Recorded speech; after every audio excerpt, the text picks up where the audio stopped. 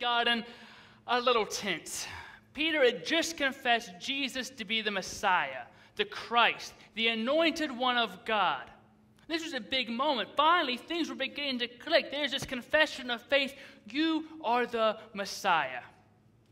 And then Jesus had to go off and ruin this nice, warm, fuzzy moment by saying he was going to Jerusalem and he was going to suffer and he was going to die.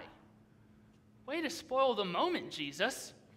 I mean, Peter, most of all, didn't like the turn the discussion began to take. He was very adamant. Jesus, his friend, his teacher, his mentor, he was very adamant he didn't have to die.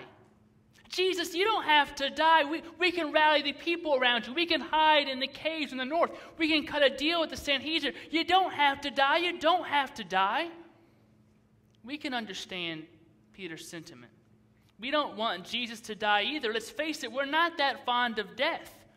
We try to fight it off at every point. When someone even brings up the topic of death, we cover our ears. No, not listening. We'll say, we'll have none of that talk now. A loved one mentions her desire to maybe think about her funeral, plan it, what hymns, what scripture to be read, and what do we say? Oh, don't be silly. We don't need to talk about that now. Stop being so gloomy and morbid. It's a beautiful day outside. Let's talk about picnics and rainbows and pink ponies and unicorns.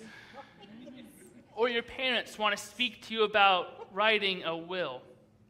And you say, there's no need for that talk now. You have plenty of good years left. Don't think that way. Here, dinner is almost ready. The moment was ruined, though. Jesus compares Peter to Satan, and everyone is up in arms over this talk of death. If I were Jesus, I'd have called my friends over, sat them down, and told them, I'm sorry. It was silly of me. Things will be okay. Don't worry. We're all going to make it. Things are just tense right now with John the Baptist losing his head and all, but we're going to make it. We're going to make it. We'll do it together. Because if we work together, if we work as a family of faith, we can make it through anything. Because God is on our side.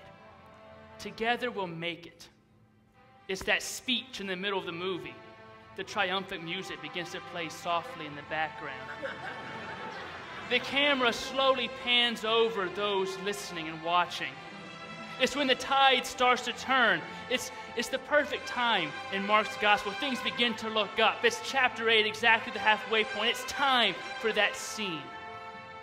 So we turn back to the pages of the gospel, ready to hear the comforting words of Jesus, ready to hear it's going to be okay. Tell them it's okay, Jesus. Tell them things will get better. And Jesus does gather his friends. He calls the crowd in and says, everybody, come here.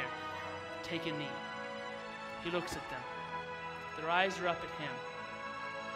He looks each one in the face and he says, if you want to follow after me, if you want to take up the work that I'm doing, if you want to be one of my disciples, yes, you Peter, you James, you John, Peter, Matthew, if you want to follow this thing, then here's what you need to do. Deny yourself.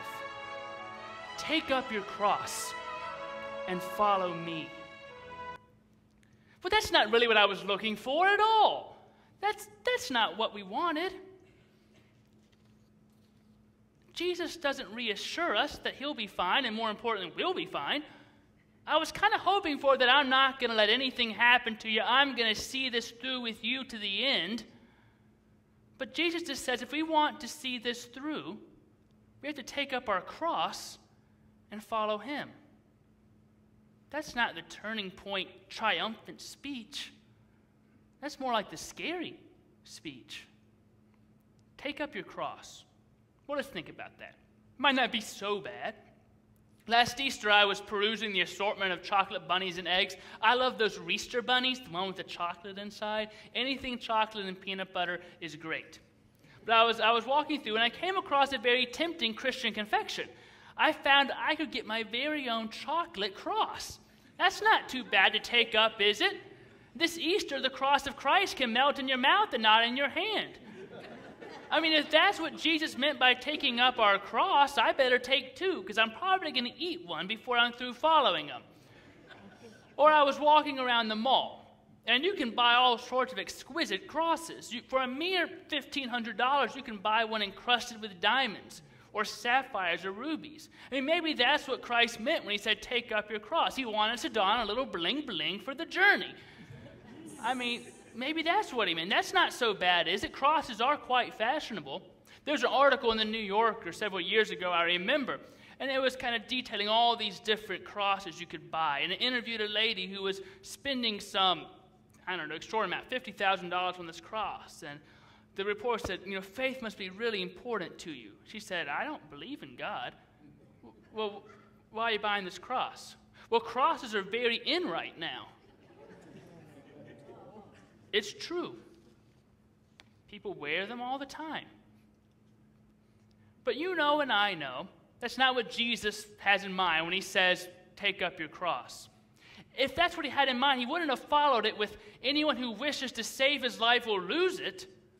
And anyone who loses his life for my sake and the sake of the gospel will save it. There's more to taking up the cross than candy or decoration or jewelry or decals.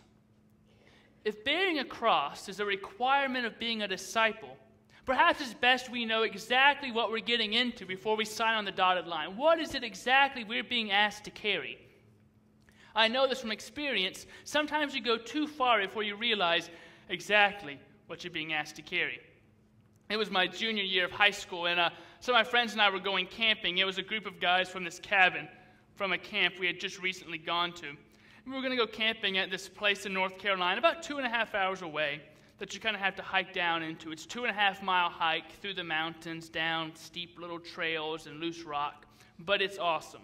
There's these two waterfalls, and one of them is called Turtleback Falls. It's called Turtleback Falls because it looks like a turtle's back. It's kind of like this, and the water's right here. And you can climb up this rope along the rock wall of it and climb up to the top. And you sit down, and the river pushes you over the waterfall, and then you drop about 20 feet.